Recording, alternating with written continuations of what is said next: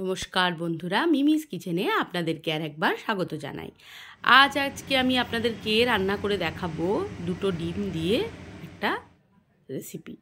তো চলুন, এখানে আমি প্রথমে কড়াইয়ে তেল দিয়ে দিয়েছি। তেলের মধ্যে দিয়ে দেবো মেথি আর শুকনো লঙ্কা ফোড়নের জন্য। এই রান্নাটার কিন্তু এই ফোড়নটাই হচ্ছে মেন, মেথি আর শুকনো লঙ্কা ফোড়ন।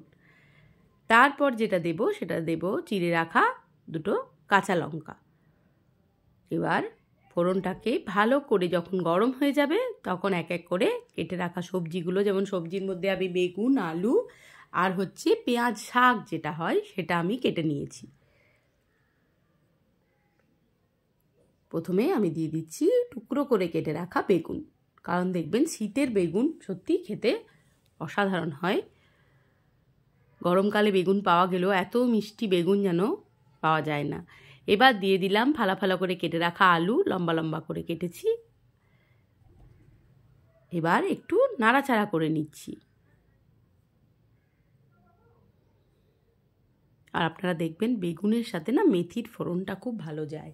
এবার ওই পেঁয়াজ শাক সেটা আমি দিয়ে দিলাম, মানে পেঁয়াজ পাতা আর পেঁয়াজ একসাথে যেটা থাকে সেই ওর মধ্যে দিয়ে দিয়েছি। এবার দিয়ে দিলাম কয়েক কোয়া রসুন কুচিয়ে রাখা, আর কি 2-4টে কোয়া। এবার ভালো করে কড়াইয়ের মধ্যে এটাকে আমি নাড়াচাড়া করছি। প্রত্যেক দিন কি রান্না করব, কি রান্না করা যায়, মাথা চিন্তা করতে করতে এক এক সময় অনেক ভাবনা চলে আসে, বলে আজ কি হবে, কাল কি হবে। আমার মনে হয় বেশিরভাগ মহিলাদেরই এটাই সমস্যা, যে প্রত্যেক দিনের মেনুতে কি রান্না করা যাবে। তো আজকেও আমারও তাই ভাবতে ভাবতে এই রেসিপিটাই মাথায় এলো। এবার দিয়ে দিলাম নুন,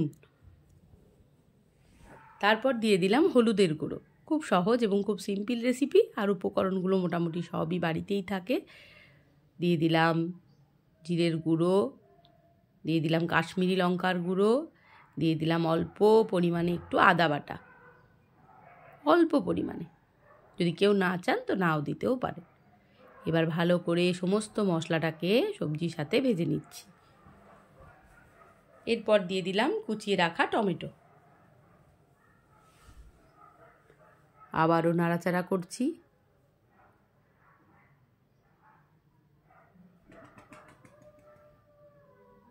ভালো করে দেখুন ভাজা হয়ে গেছে। এবার দিয়ে দিলাম পরিমাণ মতন জল।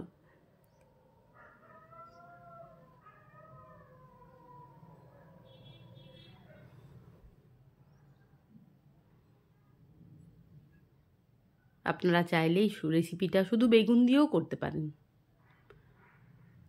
সেই ক্ষেত্রে পেঁয়াজ শাক যদি না দেন, সেক্ষেত্রে কিছু কুচিয়ে রাখা পেঁয়াজটা দিতে হবে ফোড়নে, ব্যাস। আর বেগুন।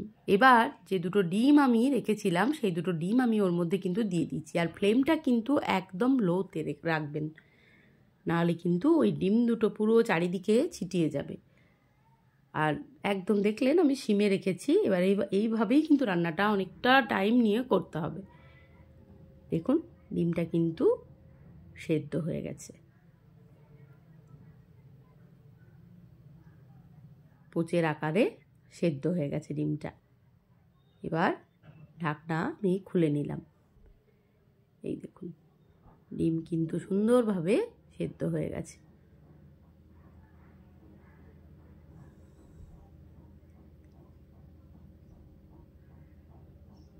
একটু ঝোলঝোলি থাকবে।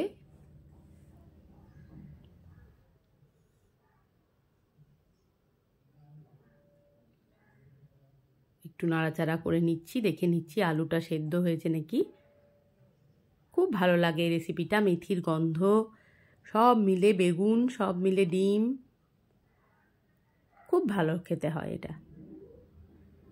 ভাত, রুটি সব কিছুর সাথে এটা আপনারা খেতে পারবেন, বা পরোটা। মাঝে মাঝে এরকম হঠাৎ হঠাৎ রেসিপিগুলো বেশ ভালোই লাগে খেতে। এরপর ওপর থেকে আমি দিয়ে দিলাম সামান্য একটু ভাজা জিরের গুঁড়ো।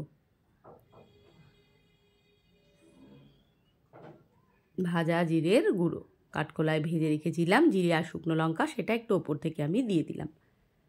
ব্যাস তৈরি হয়ে গেছে আমার চটজলদি একটা ডিমের রেসিপি। ভিডিওটি যদি ভালো লেগে থাকে তাহলে অবশ্যই লাইক, কমেন্ট, শেয়ার, সাবস্ক্রাইব করে এভাবেই আপনারা সবাই পাশে থাকবেন। আর আবারও দেখা হবে পরবর্তী ভিডিওর সাথে। ততক্ষণের জন্য সবাইকে টাটা।